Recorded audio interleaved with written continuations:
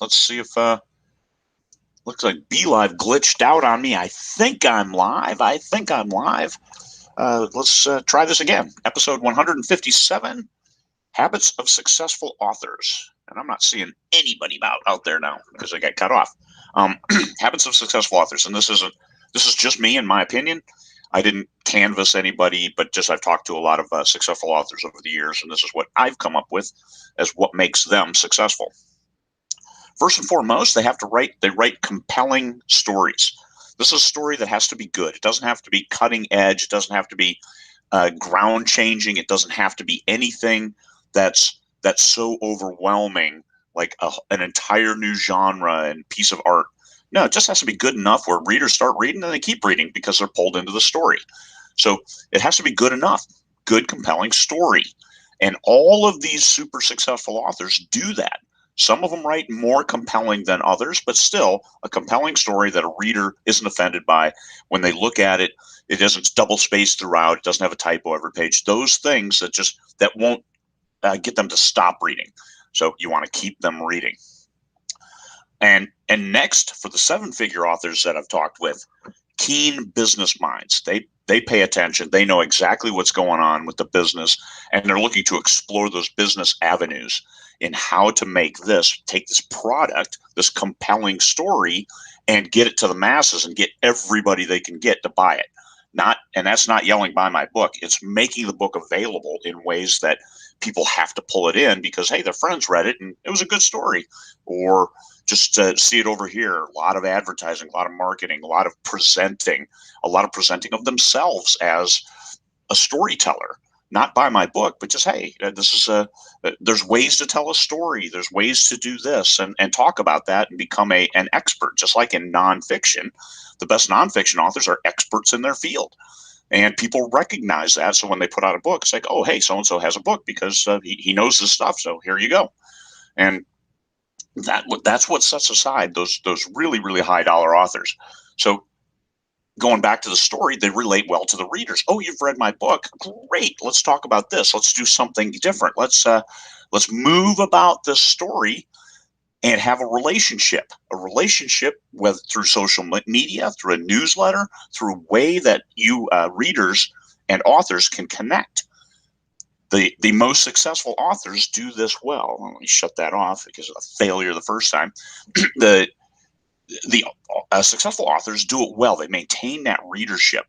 They don't turn off authors. I've seen some trad pub authors lately who have almost gone on a warpath against their readers because they haven't delivered a book that was supposed to come out years ago. And it's not the reader's fault that they want to read your next book. My God, that's what everybody wants, I thought. Maybe not. So maintain that relationship with your readers. Find traction and build. They don't ever take their foot off the gas. There's no laurel resting here for successful authors. You've written a book and it took off. You sold 200,000 copies your first month of your first book. What do? You write that second book. I don't care who you are. You write that third book, and then you write that fourth book, and you keep going.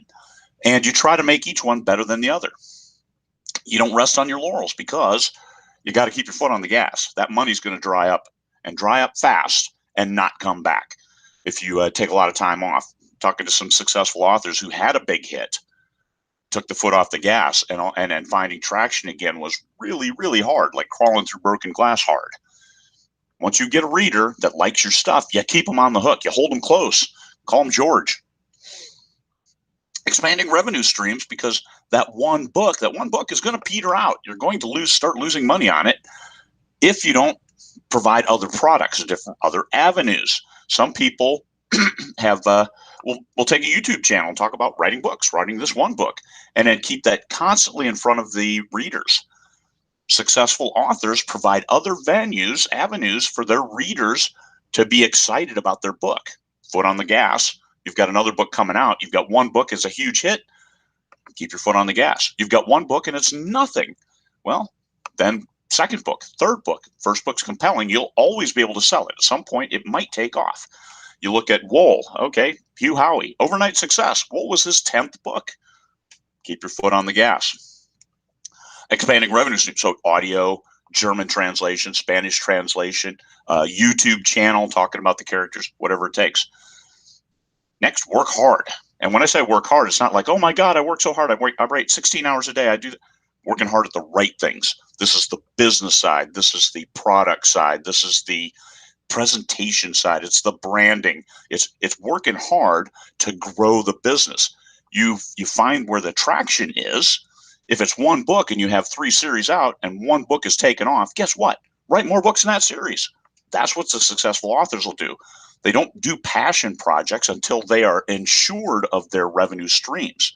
A lot of people, authors, hey, I've had 2 books, 3 books, it's going well. Let me write my passion project. Now 3 months, that's where you take your foot off the gas, even though you think you're still working hard because you're writing a book, but it's not a book that your readers are excited about. What else? What else makes successful authors uber successful? Process and results oriented. They are looking to deliver that next product. The process is, did they order the right cover? Do they have the right covers that match the genres of this book? Do they are there beta readers on board? Are there beta readers well versed in canon for that series? If you've got a series, are they set up? What about audio? When do you start that? The narration. What about these other books? Just because you're writing one book doesn't mean the rest of the world stops. All of it, you're doing all of it at the same time. And the more books you have, the easier it is to sell, and also the harder it is to manage your process. I have 20 different series. I forget I even have whole series, and all of a sudden it's like, hey, I need a promotion for next month. My executive assistant will ask me. It's like, oh, geez, how about this one? A series that I forgot existed. So let's get it out there. Let's get the first book, throw it out for free, put the other ones on sale, and there you go. Let's run some paid promos and get a big boost on this series that I forgot existed. All of that goes together, and that's where you get successful, is making the most from every single product you have. The most. Results oriented. The success isn't in writing the book. It's in turning it around and creating an empire. There you go. Final words. Write a compelling story and then sell the hell out of it and all its ancillary products. Derivatives, I think, is a great term. The derivative products. And then write the next book. All right, everybody. I have no idea how long I take because BeLive is just being crazy on me. Peace, fellow humans.